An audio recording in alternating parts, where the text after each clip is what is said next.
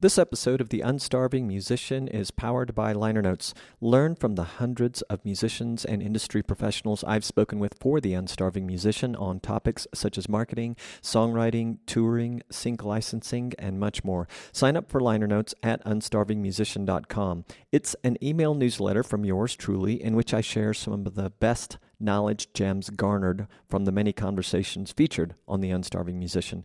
You'll also be privy to the latest podcast episodes and liner notes subscriber exclusives. Sign up at unstarvingmusician.com. It's free and you can unsubscribe at any time. This is The Unstarving Musician. I'm Rabbonzo. This is my podcast. It features conversations with independent music artists and industry professionals and me, all intended to help independent music artists better understand the marketing, business, and creative processes that empower us to do more of what we love, make music, of course. Thank you for joining me for yet another episode. I have a great guest for you today. Music artist and industry professional coach Ariane Paras is my guest. We had a really nice time talking. She's got an amazing voice and a really cool accent, like French Greek or something. It's pretty nice. Before we get to my guest, I would like to thank you again for listening, and if you love what we do here at The Unstarving Musician, please consider supporting us. You can start by telling a friend, you can give us a review on Apple Podcasts, and you can visit unstarvingmusician.com/crowdsponsor to learn about the many ways of offering your support. We appreciate it. We feel like support equals love, so thank you very much. I just returned from a long couple of weeks of travel. Sammy, the wife, and I celebrated our 29th wedding anniversary, 34 years together. I can't believe it. We started out in Salt Lake City, of all places. Sammy had a couple days of work there, so we went for a weekend there and celebrated the actual anniversary night there. And then we went to Napa in California and spent too much money. And we saw friends in the greater San Francisco Bay Area, including the East Bay and the South Bay, Los Gatos to be specific in the South Bay. It was nice. A lot of wine and food involved, a lot of laughing. It was really cool. But before the end of my trip, unfortunately, I got some sad news. I had to prolong the trip, which is why there was no episode last week. I do apologize for those of you that were hanging on the edge of your seat. My sister-in-law, Mary, is, she's very ill. And she won't be with us long, so I went to see my family, hang out with them, see Mary, and be part of that. So I got back like after midnight, way after midnight Sunday. And today, day 2 of my return, we're doing water rationing in my neighborhood of El Refugio in Querétaro, Mexico. So yeah, high temperatures, a bit of a heat wave, and excessive water usage time of season. So bit of water rationing, mandated, not voluntary. So, hopefully that works out well. I will be monitoring the situation. I hope you have a lot of water where you are. And also, I don't know if I mentioned it in the last podcast, but I recently re-edited the video for the song that you're listening to in the background, New Gods Part 2, which was a collaboration between me and Peter Rand and a couple of friends in the studio for the studio work. And the second anniversary crept up on me, so I did an anniversary edit of the official video for it. I'm going to put a link in the show notes, but you can find it on my artist YouTube channel at Rabbonzo on the YouTube. Other than that, I have a show this week. I'm playing drums for Lluvia Azul with Alain Arroyo, who's an amazing singer and performer, entertainer. Lluvia Azul is the blues ensemble you may have heard me talking about on this podcast before. All right, let's get to my guest. As I said, my guest is Ariane Paras. She is a coach for music artists and industry professional, and here's her story, more or less. After working in the music business for 15 years, and as a result of a lot of stress, late nights, and way too many hangovers, she proclaims, Ariane says she's very aware of the realities of the industry behind the scenes, the work hard, party hard lifestyle, the challenges therein, and watching so many artists and colleagues struggle or burn out, she decided she wanted to help change things. So her way of helping was to create coaching programs to help artists and music industry pros feel clearer, more balanced, and confident about both themselves and their future. Yeah, Ariane says she always wanted to work in the music industry, and she has actually in what she considers dream jobs, working for British labels and programming the Razzmatazz Club in Barcelona. She says life looked like a big party from the outside, and she thought she ought to be happy, but it actually led to feeling exhausted all the time, experiencing dissatisfaction, quitting jobs, relocating twice, and an eventual professional crisis. Then she became highly interested in personal development, eventually committing in her own self work. She's trained with Coaches Training Institute to become a life coach so she could help others on their journey. She says that even a life coach goes through shit. That's what she said. Even a life coach goes through shit, which means you won't be judged by her. Rather, you'll feel understood and fully supported with a bit of arse kicking when needed. Her words. On a somewhat personal note, she's a self-admitted big fan of Phil Collins. So am I.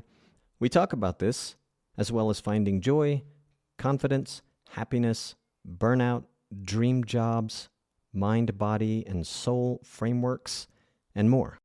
And she has a lovely voice and accent, as I said earlier. It's like French, Greek, traveled the world kind of accent. I got to enjoy her voice and accent during our conversation, but again, while editing this episode. So Ariane, if you're listening, I really enjoyed listening to your voice. You came across as a warm, kind person. You can find Ariane at olympiacoaching.com and on Instagram at olympiacoaching. Here's me talking to Ariane Paras. That was very close. Where are you located? I'm based in Barcelona. Oh, nice. I've not been to Spain. My wife and I are talking trash about going there next year. We'll be celebrating our 30th anniversary. Wow, congratulations. Yeah. Our 29th is coming up very soon. So yeah, maybe we'll go. I think that would be great. Sure, if you need any tips, let me know. I will. I will. I'll keep you in the database. Where are you from originally? I ask because you have a funny accent. Yes, I'm actually French and I'm also half Greek, but I lived, in England, I lived in Spain, so a little bit all over the place. Okay. At one point I was like, okay, is she French? No. You have maybe picked up sort of accents from different places. Yeah, it's hard to pin down. Where in France? I'm originally from Marseille. Okay. I have a friend who, well, I don't know if he was from there, but he was living there. I believe he and his family moved outside of the area. Mhm. I was laughing because in a visit there I was saying everybody's so nice. He says that's because you're a tourist. Do you know, I think the same. I'm French and I know French people can be so rude, actually, even to tourists or even to French people. French people can be rude. So you were lucky if you had a good experience. Although it's like, let's not generalize because of course there's also some lovely people in Yeah, France. yeah.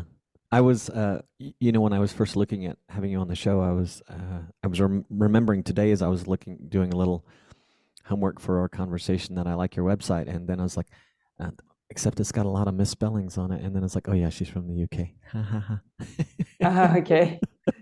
But you're not from the UK, but Yeah. It's funny because yeah, I'm actually starting to write in American because most of my clients are in America. So now I'm writing in the right way. no kidding. You have most of your clients from America, huh? Yes. Why is that? Do you think, or do you I know? think I think it's mainly because coaching was born in the US, and I find that North American people are very used to get that kind of support and get a therapist and a coach. And here in Europe, we are a little bit behind. So in the culture, it's not as common, it's not as widespread. So we see more and more people now doing therapy here, which is still fairly recent, I would say. Hmm. And coaching is even more new to people. Ah, interesting. How did you initially, do you remember how you initially contacted me about being on the show? I was looking and I thought, well, it almost looks like you went straight to the submission form, which is certainly not that hard to find, but it's not that easy either. Yeah, I probably Googled, Hmm. some podcasts, and I found you, and I'm pretty sure, yeah, I got through the form. I found my way to the form. Very good. Very good. I know it's been a while, so a lot of times when I ask that, people don't even remember how they found Yeah, me. So, did you grow up in Marseille? yes, I did. How was that? It was boring. I mean, there wasn't a lot going on culturally, and I knew I wanted to work in the music industry, so I did work in the music industry before becoming a coach. So actually, I left when I was 19 to go to London, where everything was happening music-wise. So Marseille was just a little bit boring. It's changed since then. It's better now. There's more going on. But I say that, but also, I got to see Nirvana, I got to see The Cure, I got to see all sorts of bands in Marseille. So it was boring, but we were still lucky to have lots of great artists coming through. Oh, that's nice. I was about to ask if it was not rural, but maybe not so densely populated when you were growing It, up. Is that it's actually the second city in France, but okay? culturally, it's a little bit poor. Yeah, that's hilarious. I mean, it's not what you would expect. I'll have to make fun of the next person I meet from who grew up there and say, "Oh, you guys are culturally poor." Well, that's my own perception. Um, but yeah, I mean, yeah, it It's was got it. fine. As I said, I still got to see some really amazing bands growing up. Yeah, yeah. So London at 19. Yes, I finished my studies there, and I knew I wanted to escape it. I was actually escaping, right, from Marseille, and also going towards what I wanted, which was a career in music, in the music industry. And did you find that in London initially? I did. I did. Cool. I spent 15 years working in the industry. So that's Where pretty did much, where did you yeah. start? Where in terms of like which company or Yeah, like what part of the industry? so I started at labels. So I worked for a small independent label, and then I moved on to a major label.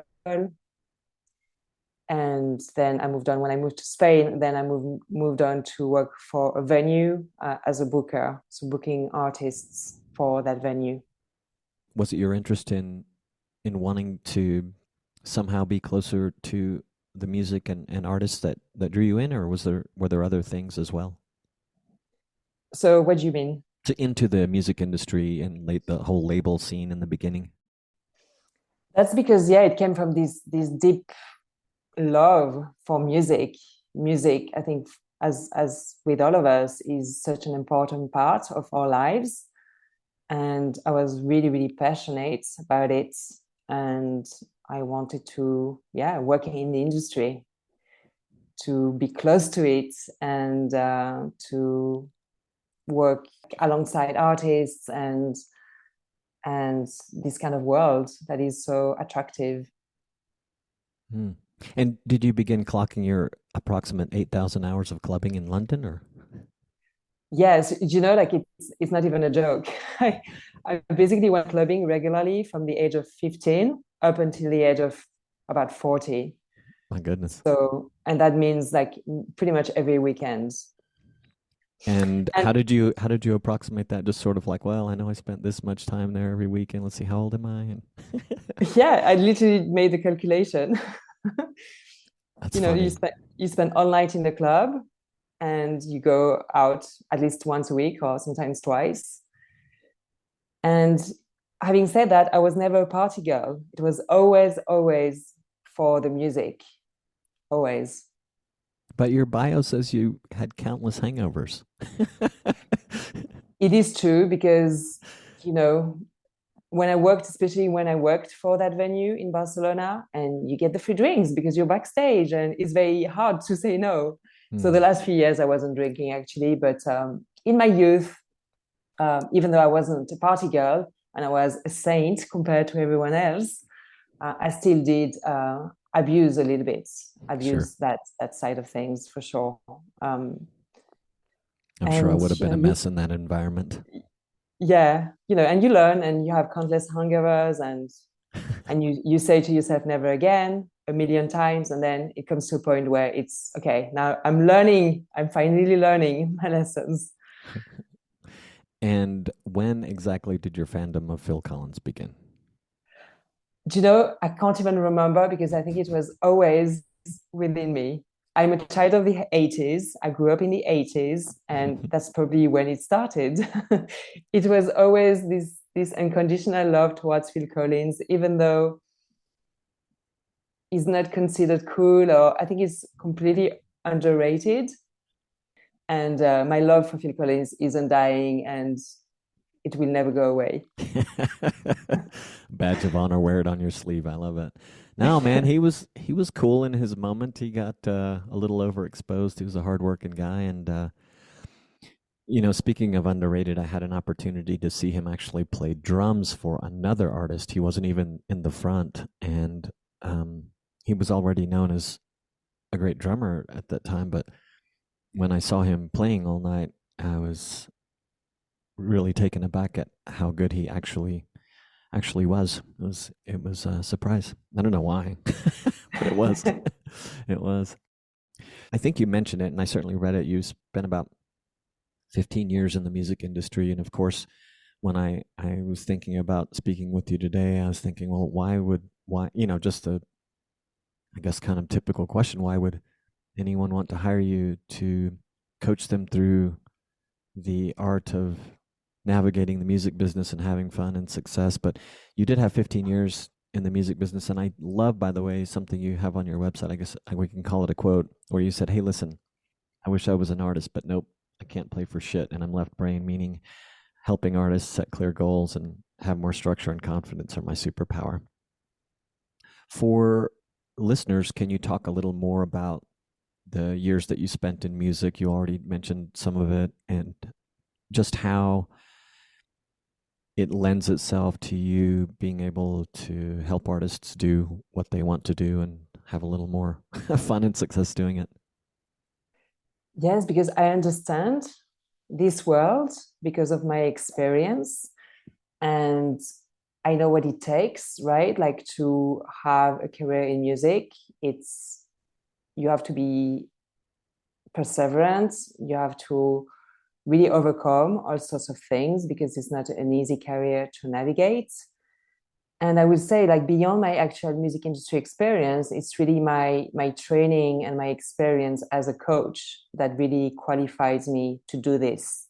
Like knowing how to guide someone through their blocks, through all the mindset blocks and fears that get in the way, and helping artists clarify their vision and their goals. Because, as I said, like I don't have this right hand side of my brain, which is the creative brain, which means that for artists, they have all these creative ideas, but it's hard to actually put them into some sort of like clear goal and action plan, and finding structure and staying disciplined and having routines and habits in place so that you can actually take action. I think for me, it's that combination of the experience that I have in the industry, the understanding that I have of what it means for artists to succeed, and all the personal development and the coaching skills that help me help them in order for them to go on that journey of transformation.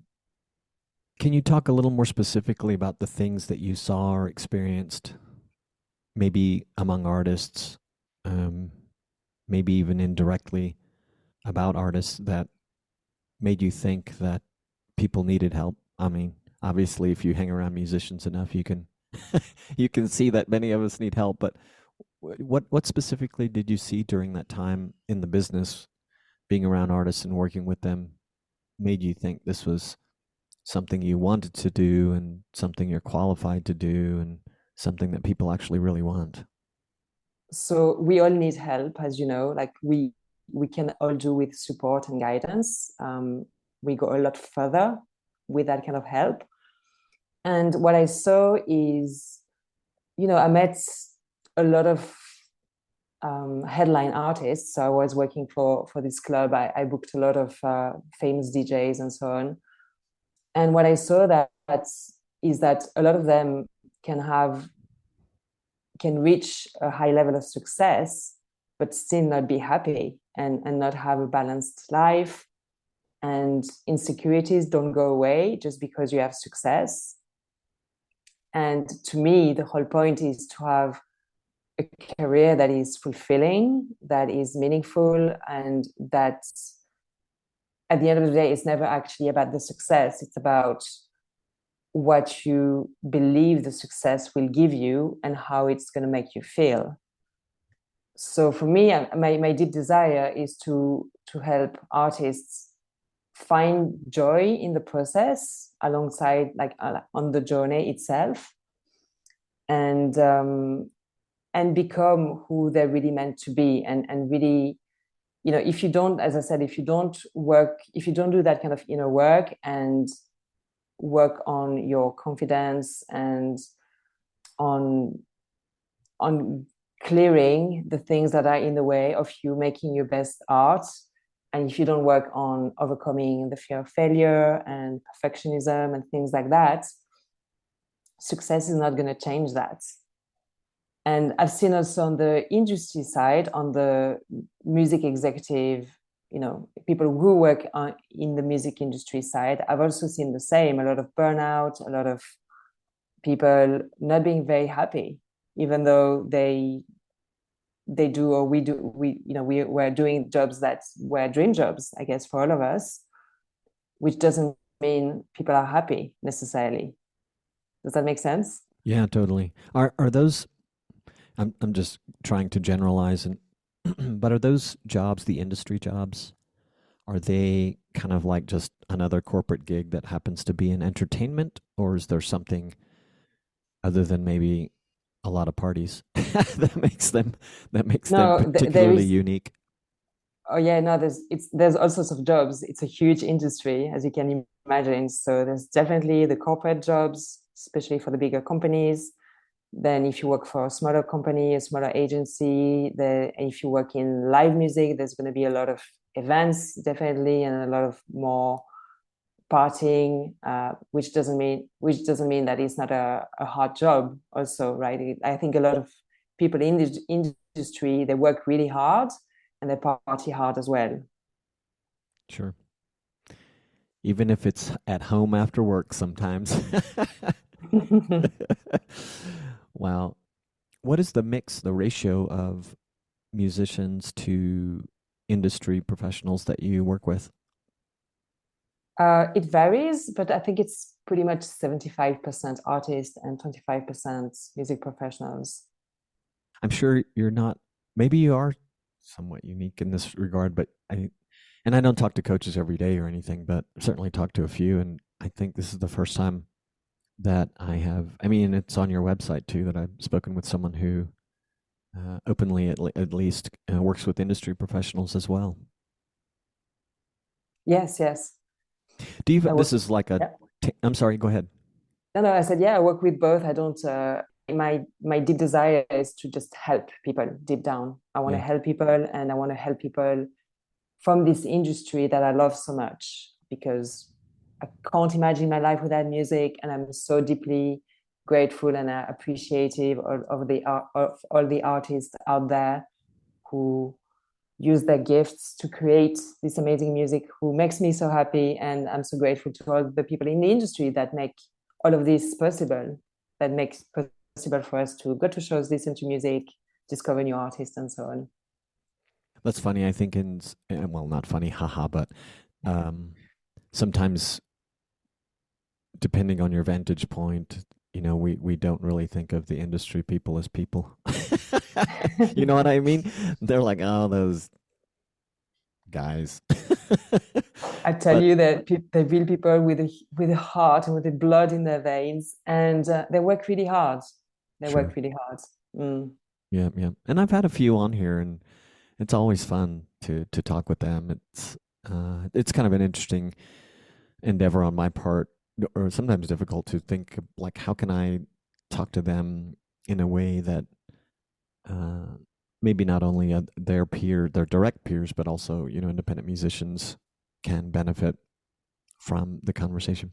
I wanted to ask you a few minutes ago, just like a side note tangent question, and for the record, your English is amazing. It's your accent. You have an accent to me, but your English is amazing. But I have a friend, the one I mentioned, who don't know if he grew up in Marseille or just spent a lot of time there with his family, and he still is like a technology coach, and he was getting a lot of discouragement in his own country about trying to coach people in English, and then he was very conscious of the potential for difficulty of understanding him. But when I listened to you, I always thought, well, your English is fine. Yes, you have kind of a strong accent, but he's never at a loss for words, right? But have you ever heard anything like that about the work that you do, or feedback that, like, I'm sorry, I don't understand you sometimes from your English clients or your American clients specifically? So I've never heard that. I actually thank you for the nice feedback about my English, because I feel like my English is getting worse with the years. But the truth is, like, English actually is the language I feel most comfortable in, because I haven't lived in France for so long that I can't speak French anymore, pretty much. And thankfully, no, my clients never had a problem understanding me. And yes, sometimes I mess up words, but at the end of the day, I'm the one asking the questions. I'm not the one who talks. I'm the one asking questions, Mm-hmm. and so my clients do the most of the talking. And as I said, I'm there to be a mirror, and to help to question them, and ask them the questions that they don't ask themselves, which is the whole point of coaching. It's really having someone there that is asking you the questions that you would never ask yourself. Yeah, that makes sense. I noticed on your marketing, well, I shouldn't say that, but on social, it appears that you focus exclusively for the business on Instagram. Is that right? Well, I do have an Instagram account and my website and my newsletters. I love that you're like you just have Instagram. I actually love that. But what was the decision behind that, and not being, in two or three other places on prominently on social media? And I'm also obviously happy to hear that you do the email marketing. So the other part of the question I wanted to ask, though, is what is your favorite marketing channel or thing that you do to meet new prospective clients and do all the things that you do? Go on podcasts such as yours. Really?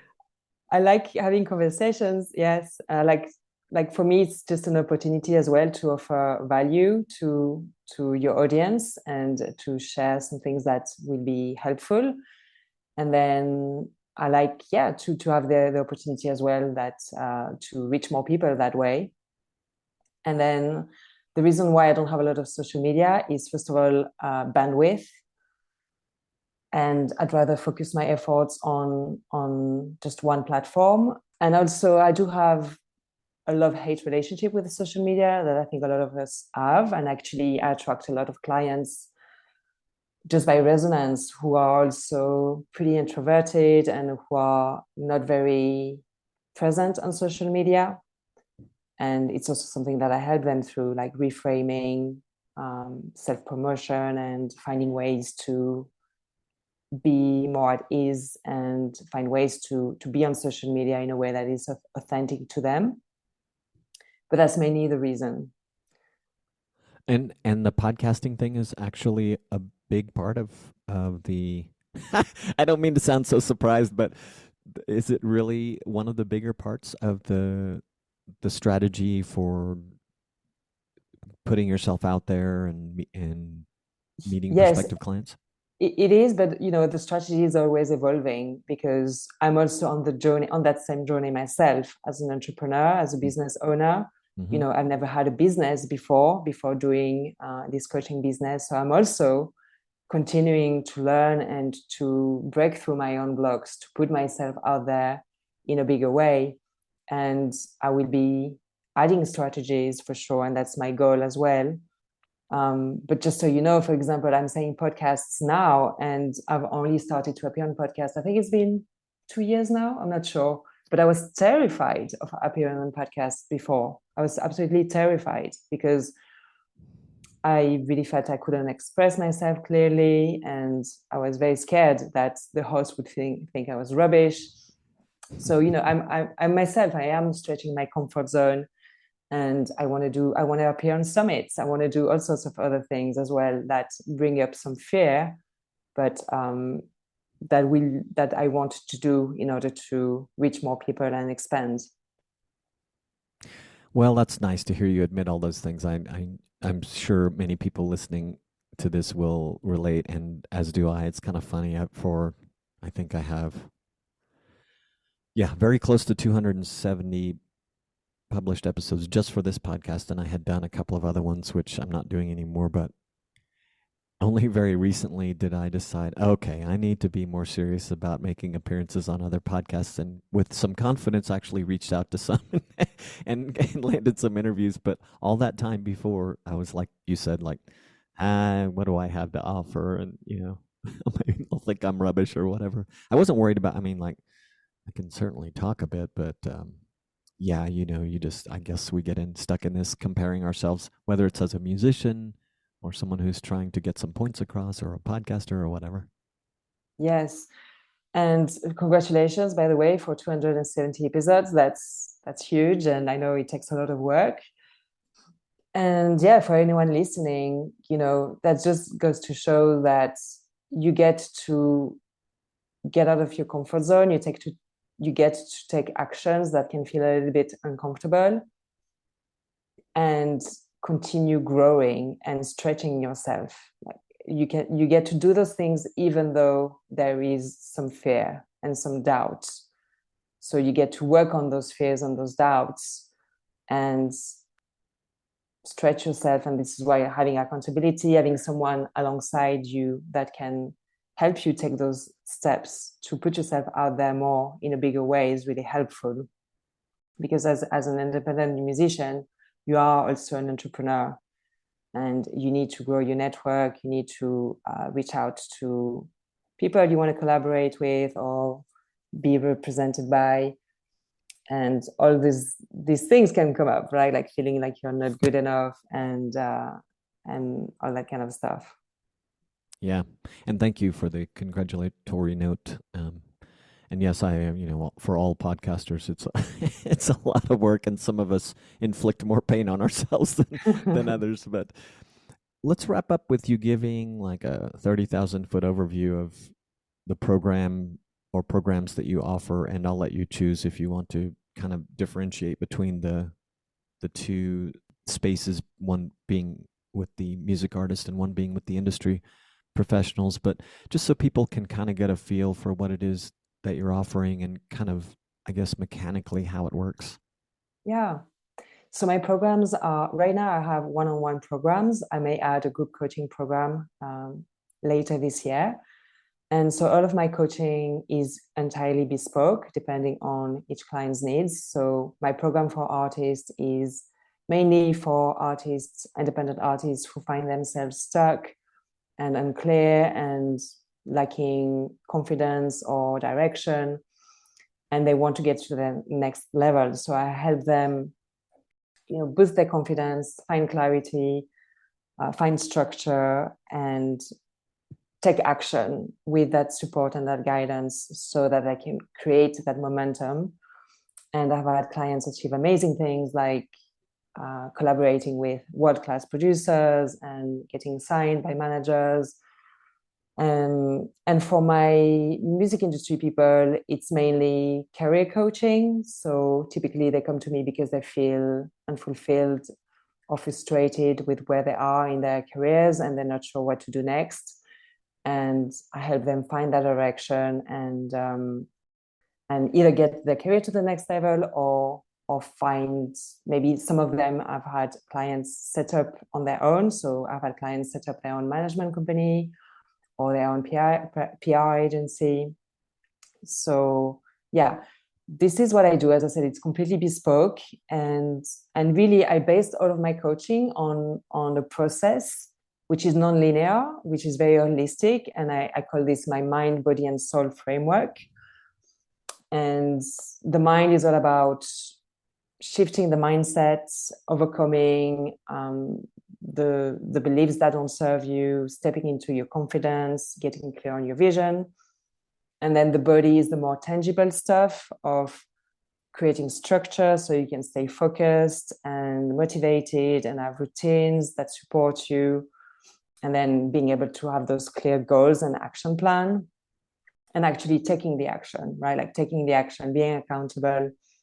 And then the soul, which is my favorite part, is to help you connect with this part of you that is wise, that is empowered, that is clear, that has a big vision. And this is your higher self, but you can call this any other word that you like. And helping you connect with your purpose, like beyond like the day-to-day actions and goals. Like, what is the purpose, the bigger purpose, and the impact that you want to have with your music, with your creative projects?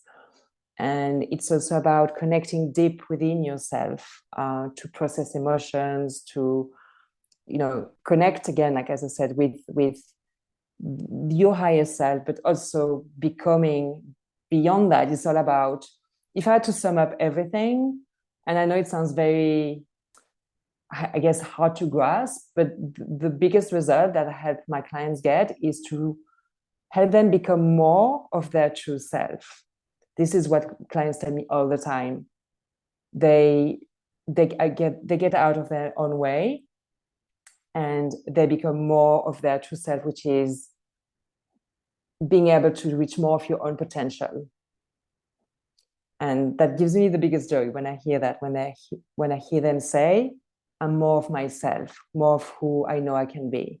This is really the whole point of my coaching. Well, it makes sense to me. It makes perfect sense. Thank you. Nice. Okay, olympiacoaching.com and at Olympia Coaching on Instagram and on podcasts everywhere. Thanks for making time to speak with me today. It was really fun. Thank you so much, Robonzo. If you do not yet have a website for your music, check out Bandzoogle. It was created to help musicians and bands build their website and manage direct-to-fan marketing and sales. Bandzoogle features amazing design options, a commission-free store to sell music, merch, tickets, and more, and it provides detailed fan data. Try it free at bandzoogle.com. Use the promo code ROBONZO, ROBONZO, to get 15% off your first year. Thank you again for listening. If you enjoyed this episode of The Unstarving Musician, please follow us on Apple Podcasts or wherever you get your podcasts. You can leave us feedback at unstarvingmusician.com/feedback. I would love to hear from you. Find links for people and things mentioned in this episode at unstarvingmusician.com. Peace, gratitude, and a whole lot of love. If you're interested in starting a podcast but have been procrastinating, stick around for a couple more minutes because I want to tell you about Podcast Startup.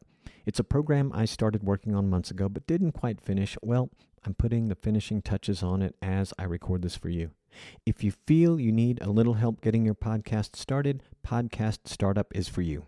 It's affordable, info-packed, and ideal for new podcasters.